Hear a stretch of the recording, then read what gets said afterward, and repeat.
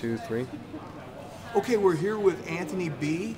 And Anthony B. is one of the instructors at multiple schools, multiple of the Victory Academies, and it's a great delight to be able to talk to him today. Anthony, how long have you been at Victory now? Almost a little over 4.5 years. Yeah, 4.5. I actually remember you coming in the very first time and actually the first couple lessons that you came in. What's interesting though is I think everybody wants to know what really brought you in. A couple different reasons. At that time I was on television, and I'd always been a fan of the UFC, and I always had some demons in the back of my head, like, could I do that? I really want to do that, but could I do that? Could I, number one, train? Could I commit myself? Because at that time I wasn't really all about committing to things. I would get into something and I'd do it for a year or whatever, and I'd get fairly good at it, and this is boring, let me do something else. I wasn't able to stick with anything. And I remember that, I just said, man, could I do that? And another reason was that I was lost. God, I'm telling you, God brought me in there, even though I didn't know it. I was lost. I was hollow inside. I was, my heart wasn't really there. And I decided one day, I said, I'm going to go try. Why not? Not unfortunately, but at that time I was 35 years old, and I was like, man, could I do that? Am I too old? What am I going to do? Am I going to get hurt? When they lock that cage door behind me, I'm going to be able to do this. So I decided, well, let's go try. And I looked up on the website, and I went in, and that was it. And opened that door, and that was the hardest step, was just getting in there, and then just dedicated myself to it and never let back. Never pulled off the accelerator, and still haven't. 4.5 years, B, is a long time to be, to really stick with something, especially nowadays. Yeah. There's so many different distractions, so many different things that you can do. Absolutely. What has kept you dedicated and motivated to one thing for 4.5 years? Well, again, I think it's multiple things. The pure fact of making myself better and trying to accomplish the goals that I set out every day. I say, what am I going to try to do today? Not only in this, but in everything. I've learned to do it from this, but and it keeps me, wow, man. And I've gotten to the point where now the journey's really beginning. I got to a black belt, and you always said that's when the journey begins, and I could never understand that, but now it's showing itself to me. I've given it its diligence. Now it's really showing itself to me, and I can really start moving and really being creative and making it my own. It's that's one of the things. And the other thing is it's a great stress relief. To be very honest with you, I've never felt this good. Ever since I started it, I don't, and little things don't bother me anymore. Road rage, people cut me off. It's like, hey, God bless you, have a good day, that kind of stuff. People say things or whatever. And I'm able to express myself in a more positive manner towards people, because I was angry before, and I would snap at people. Whereas now, it's a whole different light. So it's literally changed my whole life, and that's what keeps me coming back. I remember why I went in, to exercise some demons, to see if I could do this, but it's transformed it and made it so much bigger than that. That multiple things kept me coming back. Now, that's not to say some days I didn't feel like coming in at all. Sometimes I was like, man, I don't feel like doing this day. But that's the day I looked at myself in the mirror and said, remember that? Remember what you said? Now, is this going to start? Is this going to be the start of you getting away from this? Like everything else you've ever done in your life. And everything you've done over and over again has gotten you the same result. So at that point, pulled me up by my bootstraps and got in there. And some of those nights, or some of those mornings, I'll be very honest with you, we're at Oak Park, and that was after a night being out, drinking, doing drugs, and picking up women and doing whatever all night long. And those were the nights, the mornings that I forced myself to go in there. And those were probably the most I've worked, the hardest I've worked in here. And people would say, man, you were really going for it today. And I back of my head, it's like, this is a punishment to myself, And so that really built this all up, that I put myself through that, and it really showed me that I couldn't do both of those. I couldn't live that lifestyle and do this. So one of them had to go. So I'm obviously still doing this, so you can understand which one had to go. B, that's really interesting, because I think a lot of people actually have gone through that process, and maybe they haven't been able to exercise some of those demons and really get past that in their life. A lot of people seem like they can't finish something. Right. And partially maybe because they don't really know what the reward for finishing something really is. I mean, if you never finished anything, you never get to find out what the reward is. Right. What have you found is the reward for just finishing something.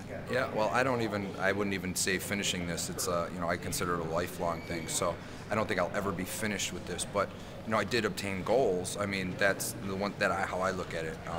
Finishing something, it means that you end and you stop and you're not going to grow anymore. And I don't see that, especially in this or anything. So when I attain those goals, but after that, because I see a lot of people maybe get to black belt and then they don't come around anymore.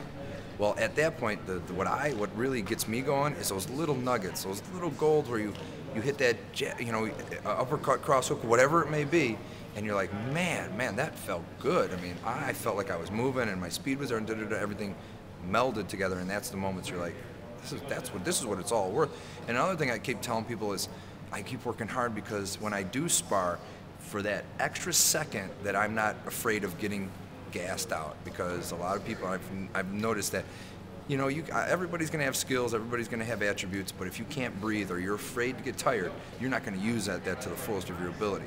So every second that you can gain on that without being afraid to get tired is huge. So those little seconds are huge. So when I gain that, when I do a sparring session of 3-minute rounds, and that third round I'm not so gassed out, maybe I have 30 seconds more, man, or I have 30 seconds left in the round, and maybe I start feeling a little tired. Whereas before, last week, it was 31 seconds. That 1 second is huge to me, and I will cherish that 1 second because I worked hard to get to it. So that's little gains. I tell people, all the people in my classes, you can't look for big gains. You're never, it's that you're setting yourself up for a trap.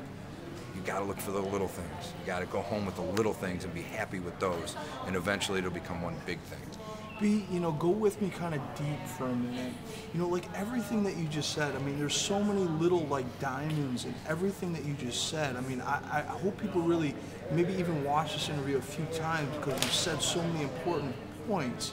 But do you see like these lessons translate into your everyday life?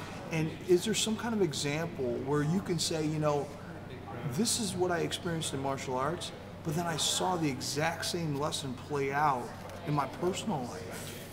Well, on a couple of different levels, because I handle all the Academy's inquiries, so I call people back. So today, David, since we had some time left, he came with me and I had to do some work. And I started the process of calling, and the first couple calls I got, answer machines. And at that point, maybe in the past, I would have got angry, and do something, go off and done something. Go smoke some weed, go hit on a chick, whatever it might have been, to make myself feel better, and never come back to it and be like, and do it then maybe the next day or maybe even a week. Whereas to now, I just kind of, after that happens, okay, let's refocus, okay, call another couple people, and you get that one appointment and you're like, that's what it's all about. I worked hard. I read that comment in Orland Park. I work hard, I put it all out there, I eat right, so I can at the end of the day rest good enough. So that's what I've learned. And I've learned also that I can't attack things like eating an elephant all at once. And that's what martial arts is. It's a huge elephant.